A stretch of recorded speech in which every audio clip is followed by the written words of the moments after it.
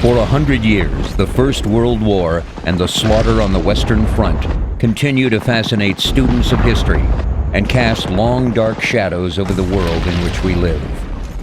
Despite all this interest and attention, popular perceptions of the Western Front remain almost totally dominated by images of futile frontal attacks in the Flanders mud and doomed youth being slaughtered at the whim of uncaring butchers and bunglers who sat in remote chateaus many miles behind the lines.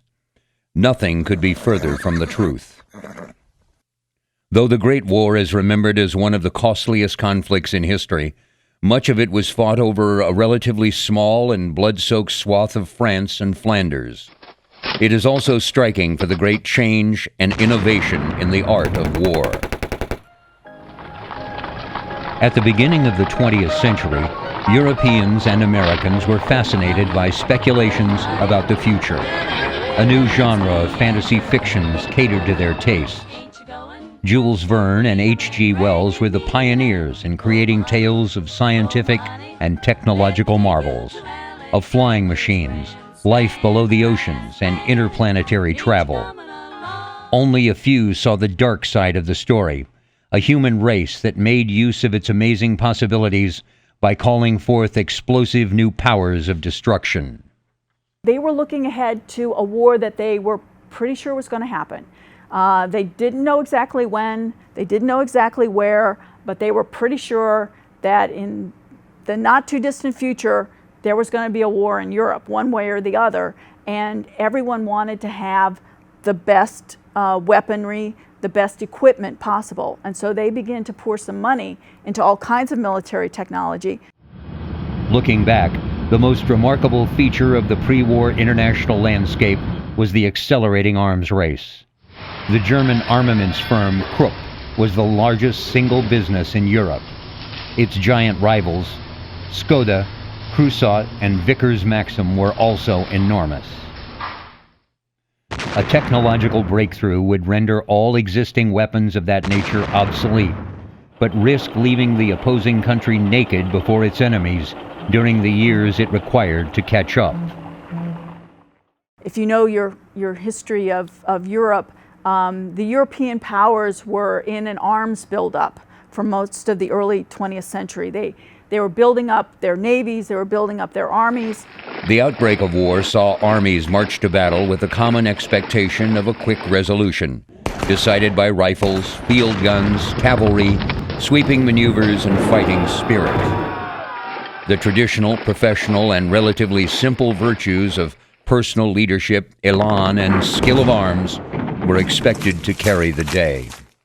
One of the things we don't understand is that it was a brutal war, and they tried to maintain as much as they could civility during this brutal war.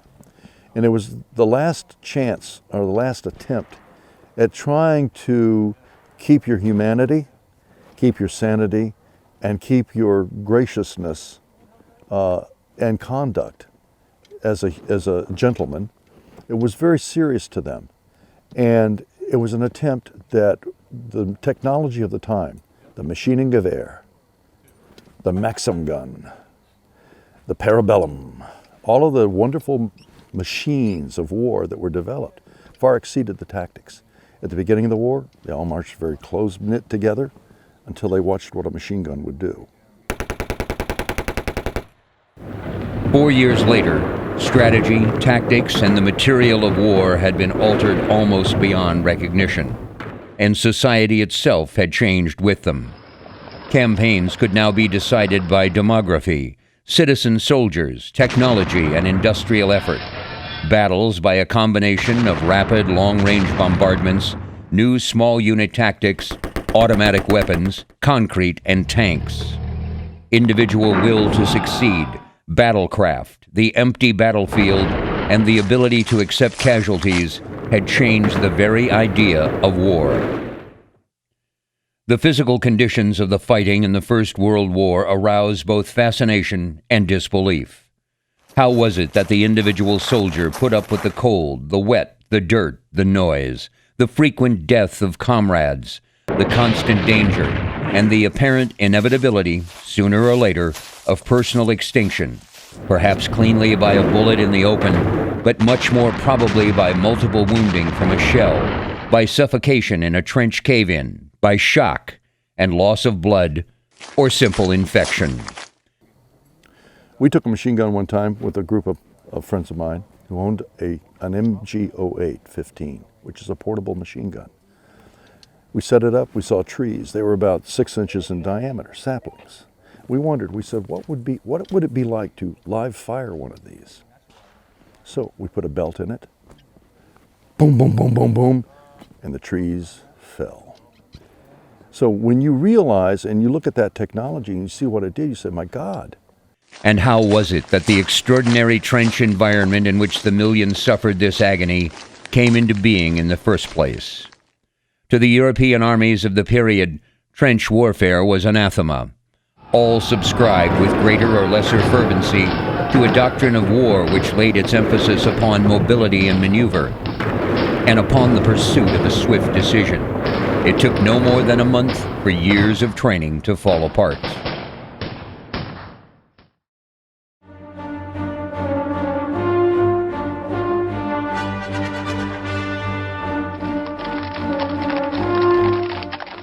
At the dawn of the 20th century, another war between the great powers was much talked about.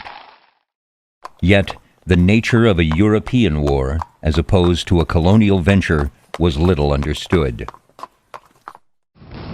What was known were the many swift forays by superior forces against distant, feeble foes, machine guns against spears, massive naval firepower against antique guns. These engagements met with quick, easy victory for the Europeans. However frightening those conflicts could be for those who took part in them, the politicians at home had little sense of the horror of these new weapons. Why should war in Europe be feared? In the spring of 1914, war was a gay, droll affair. Armies marched with flags waving in the breeze, troops in brightly colored uniforms with big shiny buttons. That was about to change. The route which led the major powers of Europe to war in 1914 was long and tortuous, with many factors driving them to armed conflict. Perhaps the most important and obvious was the Franco Prussian War of 1870. That limited confrontation had seen the humiliating defeat of France and the unification of the German states under Prussian leadership. The sudden emergence of the German Empire, which, as part of the spoils of victory, took the provinces of Alsace and Lorraine from France, brought about a fundamental shift in the European balance of power. Germany's accelerated progress towards economic and military ascendancy only intensified the anxieties of her neighbors. In 1913, Germany was second only to America as the most powerful industrial nation in the world. For the better part of 2 decades, between 1871 and 1890, the new European status quo was not seriously challenged, thanks to the diplomatic dexterity and deviousness of Otto von Bismarck, the German chancellor who kept France isolated. When Bismarck left office in 1890, it was not long before a fresh series of unpredictable currents began to erode the foundation of his carefully constructed continental system. A rapid deterioration in Russo-German relations and a rapprochement between Republican France and Tsarist Russia compelled Germany to strengthen her existing links with the Austro-Hungarian dual monarchy. This alliance ensured that she possessed an ally to the east. Germany would pay a heavy price for a policy that tied her more closely to a dilapidated empire that was itself finding it increasingly difficult to curb the nationalist aspirations of its diverse population. The potentially explosive situation in the Balkans was made more dangerous by the decline of Turkish influence. In seeking to exploit such opportunities, Austria and Russia each embarked upon a course which could only end in confrontation. The rise of Serbia added yet another hazardous element to an unstable regional mixture. Serbia had been infuriated by Austria's annexation of Bosnia and Herzegovina in 1908. In turn, Serbia gained influence and territory as a result of the Balkan Wars of 1912 and 1913, giving Austria mounting cause for irritation. With the departure of Bismarck, the belligerent and erratic Wilhelm II, who had become Kaiser in 1888, soon spurred Germany to follow a more aggressive path in international relationships. France, already determined to avenge the disaster of 1870 and win back her lost provinces, was further alarmed by Germany's developing industrial and military muscle. Russia, too, had grounds for concern about an Austro-German alliance that not only threw an ominous shadow across her western frontier, but was likely to counteract Russian interests in the Balkans. The first and probably the most significant crack in the edifice erected by Bismarckian diplomacy came in 1892, the removal of its cornerstone, the isolation of France. That year, Russia and France concluded a military agreement, reinforced by additional talks in 1893 and 1894, under which each promised to come to the other's aid if either was attacked by Germany.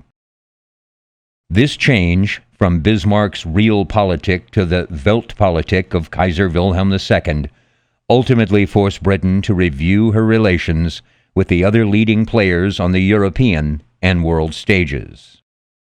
Britain was relatively friendly with Germany for much of the last quarter of the 19th century, not the least because Queen Victoria's eldest daughter was married to the German Crown Prince Frederick, who succeeded to the imperial throne in March 1888. When Frederick died from cancer after reigning for barely 3 months, the accession of his estranged son, Wilhelm II, heralded fresh competition with Britain for colonies and overseas markets. The new Kaiser sought world power status for Germany. His first public words as Kaiser were not to the public, but were addressed to the army. We belong to each other, I and the army. We were born for each other and will indissolubly cleave to each other. I promise ever to bear in mind that from the world above, the eyes of my forefathers look down on me, and that I shall one day have to stand accountable to them for the glory and honor of the army.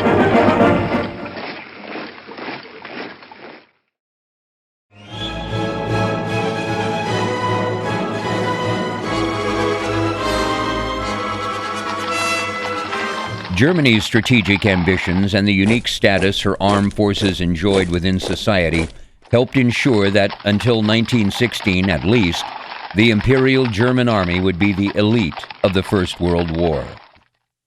Conscription, the bedrock of the German military system, permitted her to increase the size of her army swiftly, from a peacetime strength of around 840,000 to more than 4 million trained soldiers when war was declared. Able-bodied young German males first joined the Landsturm at the age of 17. At the age of 20, they were called to the colors for full-time military training, which lasted 2 or 3 years, depending upon their arm of service. Thereafter, they would pass into the reserve for 4 or 5 years, and then carry out additional spells of service with the Landwehr and Landsturm until they reached 45. This system, especially the employment of reservists, was to give the Germans a significant advantage over the French army in some critical sectors along the front in the opening weeks of the war. In the summer of 1914, German infantry training was in the midst of a transition from close order to open order tactics, a factor that would cost the infantry dearly. However, the army as a whole was excellently trained, had a solid nucleus of highly capable non-commissioned officers, and could claim a clear superiority in its light, medium, and heavy howitzer weapons, which would quickly prove their worth in the operation to come. The French military system was likewise based upon conscription. In 1913, compulsory service had been extended to 3 years with the colors, then 14 in the reserve.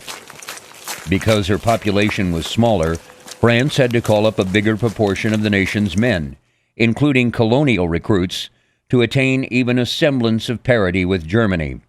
At the outbreak of war, France was able to muster approximately 3,680,000 trained soldiers, but had fewer reserve formations than the Germans mobilized.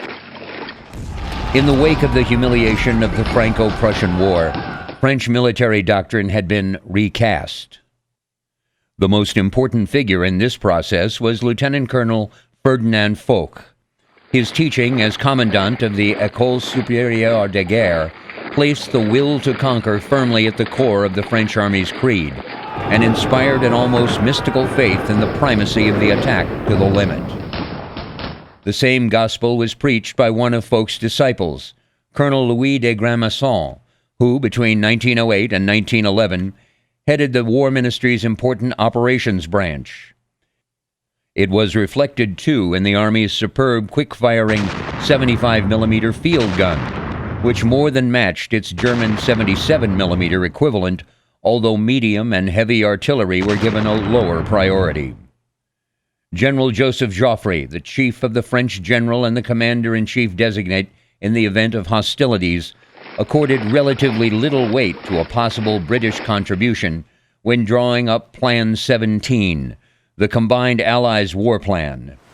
Traditionally shielded from invasion by the Royal Navy, Britain still had a small, long-service professional army, raised by voluntary enlistment and regarded as sufficient to police and garrison her worldwide empire.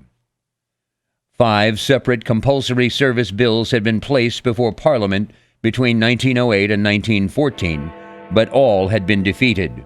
The underlying problem was that in peacetime, no political party was prepared to risk the wrath of the taxpayers or commit electoral suicide by shedding the voluntary system and supporting a financially costly expansion of the Army. First off, the Canadian Army was an entirely volunteer army. There was no draft or conscripts, so you end up getting a little bit more of a motivated individual. The principal offensive component of the Army was the British Expeditionary Force, BEF, of 6 infantry divisions and 1 cavalry division, numbering approximately 120,000.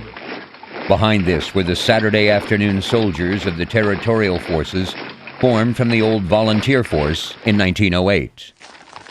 Some 269,000 strong in July 1914, the territorial force had been created chiefly for home defense, but could provide a framework for future Army expansion if necessary.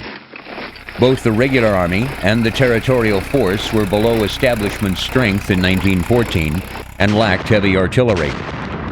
However, individually, the men of the BEF were better trained than any of their European counterparts and had unrivaled standards of marksmanship, with many infantrymen capable of firing 15 aimed rounds per minute. In addition to just the normal Lee Enfield rifles and rifle grenade setups, they had Lewis gun sections and teams. We had support not directly from the Black Watch, but assigned to us were Vickers teams, which were mostly Canadian units. There were some Colt potato diggers that were used early on in the war, but as Lewis guns became more prevalent, that became the squad automatic weapon, with the Vickers being the heavy weapon. No agreement existed which irreversibly bound the BEF to fight on the European mainland if war came. However, Anglo-French staff talks since 1906 made this possible. The British experience in the first half of the coming war would be all the more painful because the country was permitted to enter a major conflict without any blueprint for military or industrial expansion or any clear idea of the scale of effort that the coming war might require.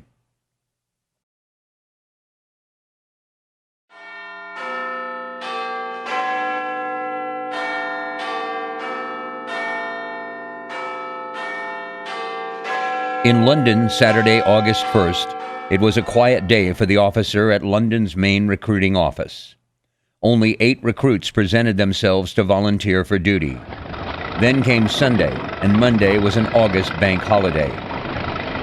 When he returned to his office on August the 4th, after Great Britain had declared war on Imperial Germany, the crowd waiting for him was so dense that it took him 20 minutes, and the help of 20 policemen to get through to his desk. From that moment on, he worked his way through the day, testing and swearing in the recruits. The sergeant said, "Are you willing to join?"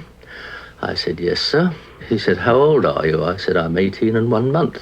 He said, "Do you mean 19 and 1 month?" So I thought a moment. I said, "Yes, sir." He said, "Right, well, sign here, please." He said, "You realize you can go overseas." When Lord Kitchener's first appeal went out for 100,000 new recruits, what followed was unending throughout Britain. 100 men an hour, 3,000 a day, 6,000 over the war's first weekend joined the army. So many came now that many had to be turned away. The liberal Manchester Guardian, long a platform for pacifist opinion, said in its editorial page on August the 5th, England declared war on Germany at 11 o'clock last night. All controversy is therefore at an end. Our front is united. Now there is nothing for Englishmen to do but stand together and help by every means in their power to obtain our common object, an early and decisive victory over Germany. In Munich, a crowd gathered in the Odeonplatz to celebrate the declaration of war. In the center of the crowd was a failed Austrian artist named Adolf Hitler. After leaving the plaza, he at once petitioned the King of Bavaria to be allowed to volunteer for the Bavarian army. In Paris, there was no French monarch to incite the citizens. Reservists not yet called were already putting their affairs in order. In most armies, the day before the stipulated date for reporting was a free day for farewells to family and friends. The line of trains leaving the starting areas throughout Europe was unending. The railway section of the German Great General Staff timetable accounted for the movement of 11,000 trains in the mobilization period. No less than 2,150 wagon trains, containing 54 wagons each, crossed the Hohenzollern Bridge over the Rhine between August 2nd and the 18th. The chief French railway companies had, since May 1912, a plan to concentrate 7,000 trains for mobilization. Many had been moved near the entraining centers days before the war was officially declared. Feet were as important as trains in 1914, horses' feet as well as men's feet, for after detraining in the concentration area, cavalry and infantry deployed into the line of march. There were 5,000 horses in an infantry division in 1914, more than 5,000 horses in a cavalry division. All had to be kept shod and healthy if the 20 miles in a day were to be covered, as required by the Schlieffen timetable. An infantry division on the march filled 14 miles of road, and the endurance of horses, along with that of the infantry, was pushed to the limit in the race to drive the advance forward. General von Kluck's First Army on the far right faced a march of 200 miles from detraining points to the French capital. Before Paris, however, there was Liège and Namur and the other fortresses of the Belgian rivers, which impeded any easy crossing for a German army into France. It was Austria's quarrel, but it was Germany's war. Germany struck first, westward. At 5 a.m. on August 4th, German cavalry crossed the border into neutral Belgium. The invasion of Belgium was demanded by the Schlieffen Plan. In 1914, the Germans developed what was called the Schlieffen Plan, which was an enveloping move that went through neutral Belgium and into France to cut off the British and the French. They did great progress in the beginning. In 1914, we were going to win the war in several weeks. Experienced officers would not buy into that. That was for public consumption. And so when we marched out in 1914, you had the cheers of the crowd, the blessings of the people, and the women who just fell at your feet. Because they thought it would all be over in 6 weeks. Certainly, we were going against the French. Look at the Franco Prussian War. Look what we did to the French. It was going to be a simple assumption. The Schlieffen Plan's overriding aim was to enable Germany to deal successfully with the strategic nightmare of a two-front war against both Russia and France. Failure to capture Liège and its ring of 12 forts quickly would wreck the complex German timetable at the start of the campaign. The strength of the Belgian forts had alarmed Schlieffen and his general staff successors.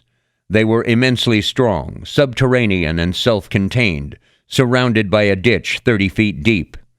Their thick skins would have to be broken by aimed artillery fire, and quickly, for a delay at the Meuse crossings would throw into jeopardy the smooth evolution of the Schlieffen Plan. No gun heavy enough for the work existed at the time of Schlieffen's retirement in 1906. By 1909, however, Krupp had produced a prototype of a 420mm howitzer. The Austrian Skoda company was meanwhile working on a 305mm model. It had the advantage of being road transportable. The Krupp howitzer, in its original form, had to be transported by rail and embedded for action at the end of a specially built spur track. Austria lent Germany several of its 305s. Only 5 of the Krupp rail and 2 of the new road transportable guns had been finished by August 1914. Yet Liège had to be taken. Such was the urgency that the German war plan provided for the detachment of a special task force from Second Army to complete the mission. Commanded by General Otto von Emmich, its start line was drawn between Aachen and Eupen, at the north of the narrow corridor of French territory lying between Holland and Luxembourg. The time allotted for the mission was 48 hours. It was expected by the Germans that Belgium would either not resist an invasion of its territory, or, should it do so, that its resistance would be easily overcome. Both expectations proved wrong. The Schlieffen Plan, it was going to work just wonderfully. Not going to be a problem. After all, Belgium agreed to let us pass through with no problem, until they were talked to by the other allies and changed their mind. Then we ended up having to fight through Belgium. And what we did was, it was very quick. There wasn't much resistance. We were able to sweep through Belgium very easily. So from my standpoint, I began to see that this would be something that would be over within a reasonable time. War is a process. It's never quite an event that it takes place in a very fraction amount of time.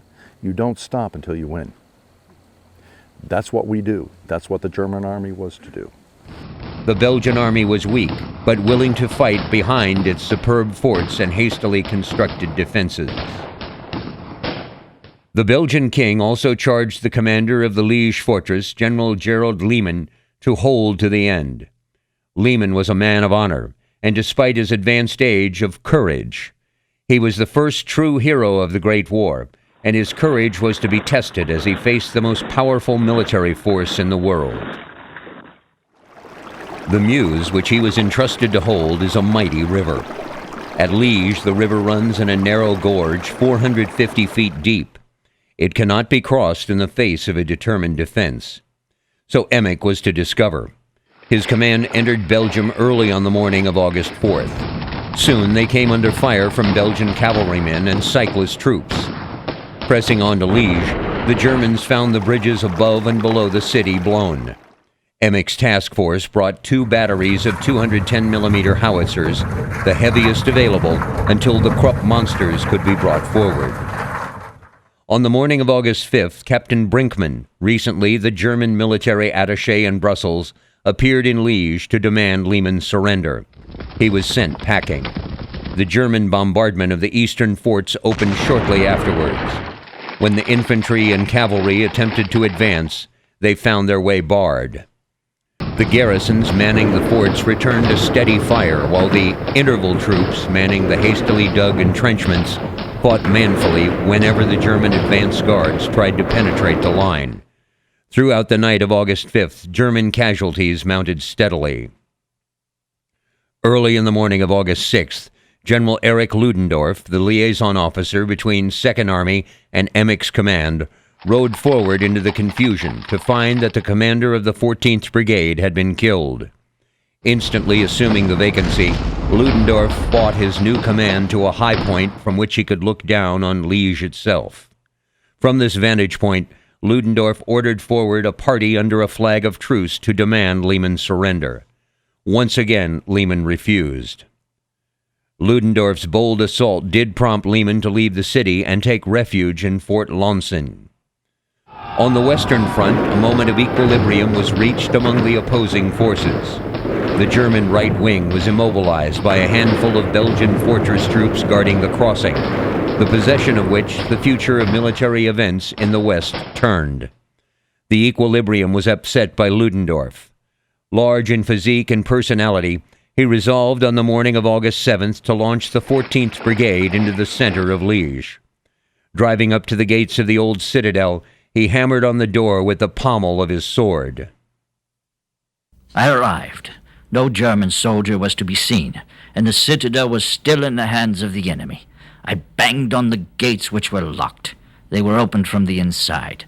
The few hundred Belgians that were there surrendered at my summons.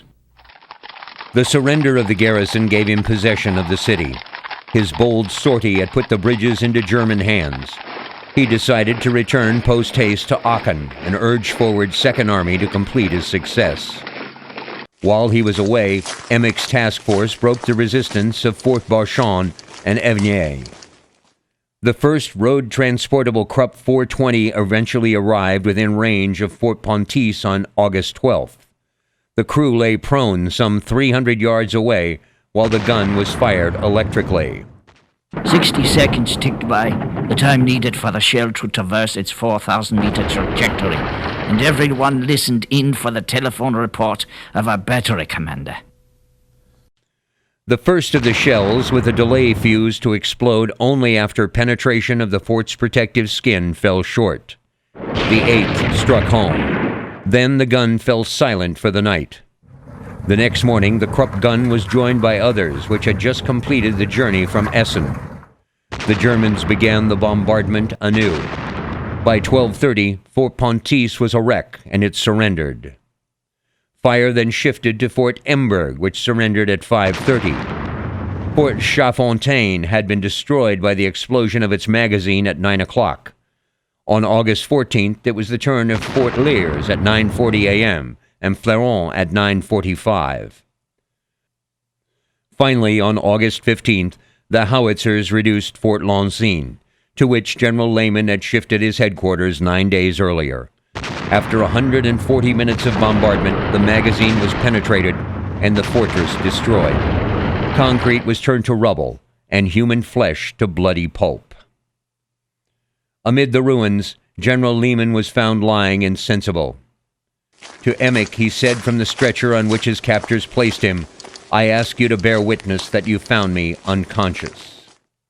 The last two forts, Élan and Flamel, surrendered without a fight on August 16th. The Krupp and Skoda guns were then broken out of their emplacements and diverted toward the forts of Namur, where they repeated the victory of Liège after a 3-day bombardment on August 24th. These two victories spelled the end of a 300-year-old military trust in the power of fortresses. Liège had fallen, but far to the south, the French army was on the move.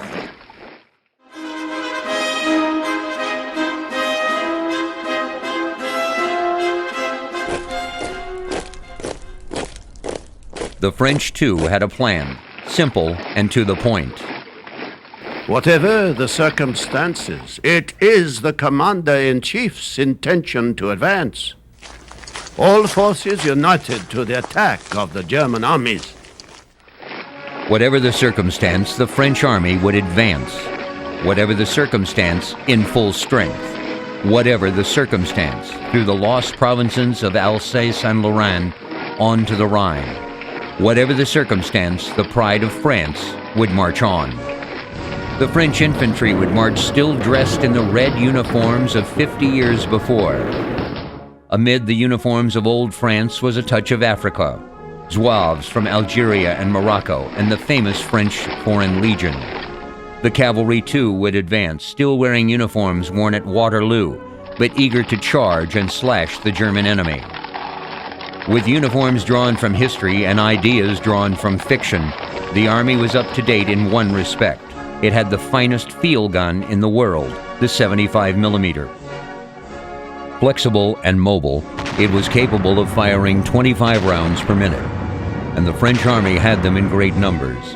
Europe's two greatest powers were set to collide. The French War Plan 17 was first put to the test on August 6th, when General Bonneu's 7th Corps advanced into the Green Mountains of Upper Alsace. The French army was able to retake Mulhausen, and for the first time in 44 years, it once again became Mulhouse. Bonneau was soon obliged by German troops from Strasbourg to retire in disorder, and Mulhouse was once again Mulhausen. The French retreated in such a haste that we actually had to run after them. At first we found heaps of French army blankets, which the soldiers had thrown away. Then we found French greatcoats. Then we found French knapsacks. Then we found French belts with ammunition pouches full of cartridges. And finally, in barns hidden or sitting just on the roadside, the exhausted French soldiers. On August 14th, Joffre ordered the army of Alsace under General Paul to try again. Once again, Mulhausen became a French city, but in a matter of hours reverted to its German name. As threats to the Allied left and center developed, Joffre had to withdraw Pau's formations for use elsewhere along the front. Mulhausen would remain in German hands for the foreseeable future. These opening moves left the French with only a small corner of Alsace in the eastern foothills of the Vosges. The principal thrust into Lorraine by Duval's First Army and de Castelnaud's Second Army also began on August 14th. The French advanced as liberators and not conquerors. The thought that the Germans might have plans of their own appears not to have crossed anyone's mind in the French High Command. Schlieffen had intended for the German left-wing armies to give ground, enticing the French forces away from the decisive right wing. For 4 days, the Germans fell back, contesting but not firmly opposing the French advance. Then the front lost its sponginess. The French infantry found German resistance stiffening. The French First Army was not firmly in contact with the Second, west of the Saar Valley. Duval and de Castelnau were not in operational touch at all. Duval was conscious of the weakness and intended on August 20th to mend it by launching an attack that would both restore contact and open a way through Conneau's cavalry corps to debouch into the enemy's rear. But as he set the attack in motion on the night of August 19th, the Germans were preparing to unleash their planned counteroffensive. Luck fell on the German side. The armies of Ruprecht and Hieringen had been temporarily subordinated to a single staff. Thus, while the French Second and First Armies coordinated their actions only as well as sporadic telephoning could arrange, the German 6th and 7th fought as a single entity. Duval's night attack was checked as soon as it began. The setback was followed by a simultaneous offensive along the whole line of battle by 8 German corps against the French 6. So it was that the commands on both sides entered into a zone of uncertainty. The test soon became a test of nerves in which Germany was at a disadvantage. The man in charge of the Kaiser's vast army was a man of unsteady nerves. General von Moltke was a cultured, thoughtful, reasonable man, but he was also a sick one and an uncertain man. Now, as the French were about to advance once again into Alsace and to launch a grand all-out offensive into Lorraine, von Moltke's indecisions grew upon him. The ambitions of other generals also came into play. When Crown Prince Rupert of Bavaria proposed a counterstrike by his 6th Army and von Hieringen's 7th Army, Moltke, seduced by the prospect of enveloping both French flanks, let them proceed. The subsequent actions at Cherbourg and Morhange on August 29th rapidly revealed that for the French infantry, offensive spirit would not by itself triumph over modern artillery and machine guns. The French, suffering enormous losses, were pushed back on their own frontier fortifications. Here, however, they mustered sufficient strength and resolve to organize a successful defense of Nancy and the Moselle line. The modifications to their original plan had not enabled the Germans to deal the French right a mortal blow. And as the fighting in this region became less intense, Joffre could again transfer troops to buttress the Allied center and the left. On the other hand, having vastly underestimated the extent to which the Germans would use reservists, and still unaware of the real width of the German drive through Belgium, Joffre misjudged the strength of the German center. Ordered to advance northeast into the Ardennes, Ruffey's Third Army and de Langle-de-Cary's Fourth Army blundered into German forces around Neufchâteau and Virton on August 21st and 22nd, and were bloodily repulsed. We were shot down like rabbits, because for them it was a real target, because we had red trousers, and they were down in the hole themselves. Then we had to retreat, of course. We lie down for a certain while, try to make some holes, and after that, when we could do nothing, we had to retreat back. If the French plan seemed to be thrown into a cocked hat, Moltke's overall handling of German operations was even less certain than that of the French. On August 17th, he made a misguided effort to improve the coordination of the German right wing, placing Kluck under the orders of the more cautious Bülow. This irritated the pugnacious Kluck and also inhibited him from swinging the first. By the 19th, the true scale of German strength and movement began to dawn upon Lanrezac, the French Fifth Army commander. As he approached the Sambre and Meuse between Charleroi and Givet, he found the German Second and Third Armies advancing towards him from the north and east through Belgium. His warning caused some at French General Headquarters to brand him a defeatist. But as Bülow's forces crossed the Sambre on August 21st, and the French counterattack failed on the 22nd, all hopes of a French offensive to the northeast evaporated. On August 22nd, displaying untypical impetuosity, and without waiting for Hausen's Third Army, Bülow pressed the French back an additional 5 miles. This counteracted the planned effect of Hausen's Meuse crossing on August 23rd. With the French Fifth Army farther south, it was correspondingly harder to attack its rear. Even so, when Hausen appeared on his right, Lanrezac felt that he must act immediately to avert disaster.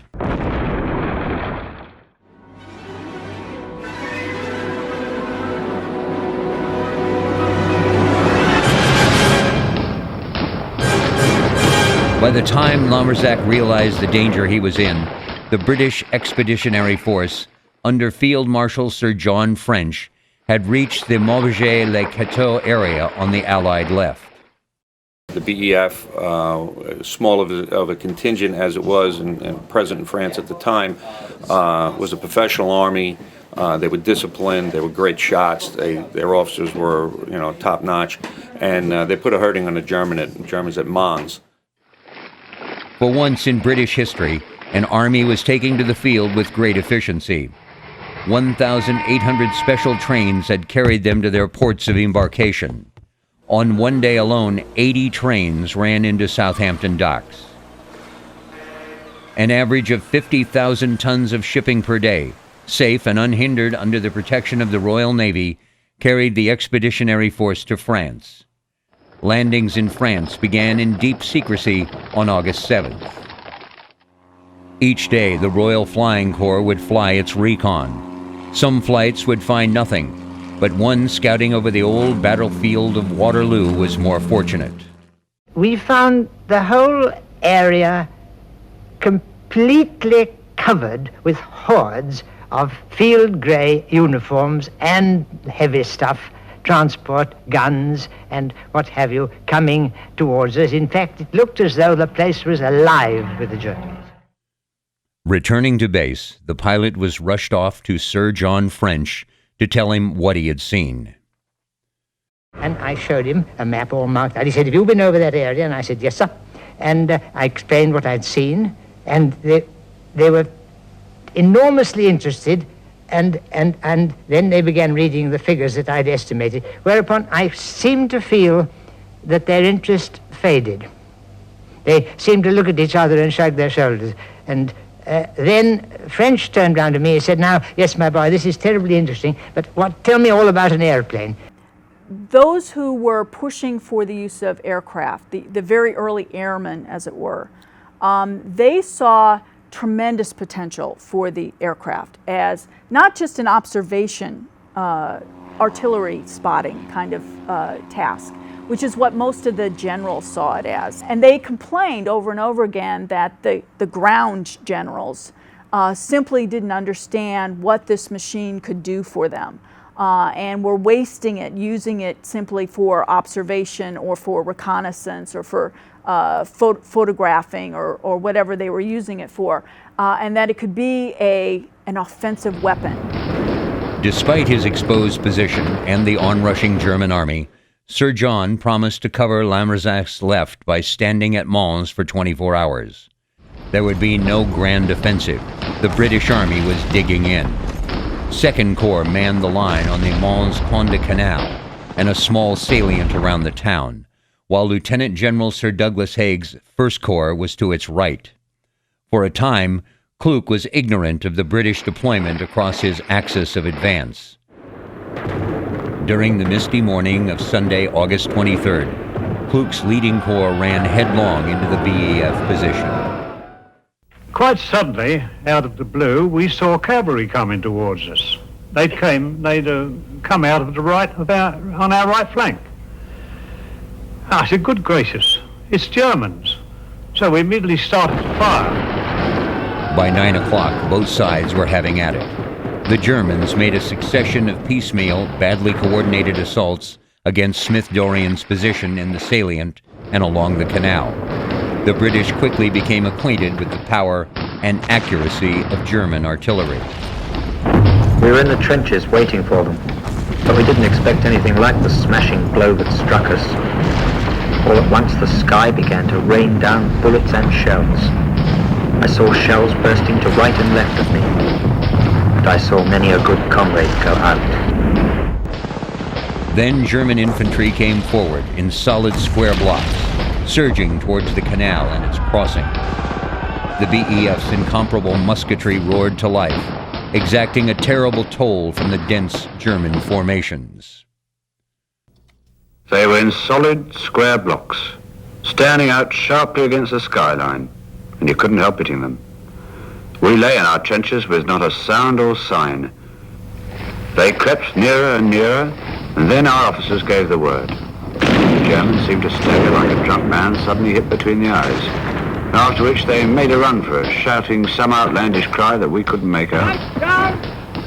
Poor devils of infantry. They advanced in companies of quite 150 men in files 5 deep. The first company were simply blasted away to heaven by a volley at 700 yards, and in their insane formation, every bullet was almost sure to find 2 billets. They had absolutely no chance. This was a mad minute, 15 rounds of aimed rifle fire that the British infantry alone was trained to do. At Mons, it did the trick. The Germans were shot flat. Our first battle is a heavy, an unheard of heavy defeat. And against the English we laughed at. Well entrenched and completely hidden, the enemy opened up a murderous fire. The casualties increased and the rushes became shorter. With bloody losses, the attack came to an end. It was all to no avail. On the left flank, German pressure began to build. The French Fifth Army was falling back, exposing the British flanks. Although Haig's First Corps was not heavily pressed, Smith-Dorrien's troops largely held on until late in the afternoon, when relentless German pressure and numerical superiority finally broke the Tommies. Orders were issued to fall back.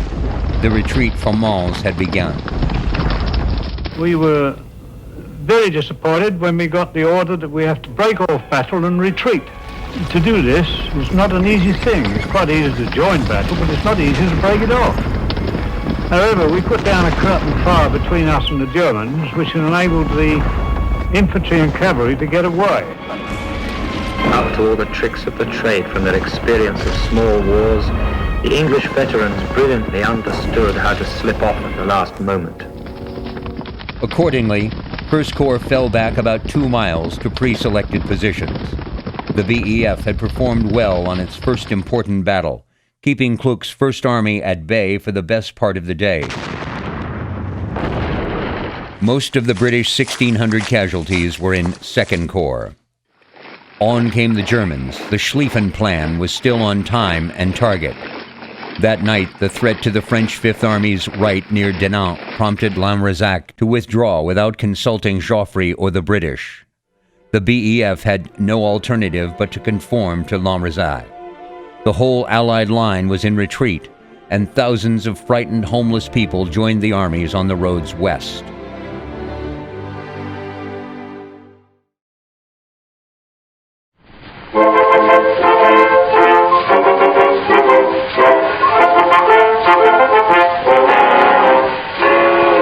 Up to your waist in water, up to your eyes in slush, using the kind of language that makes the sergeant blush. Oh, wouldn't join the army, that's what we all inquire.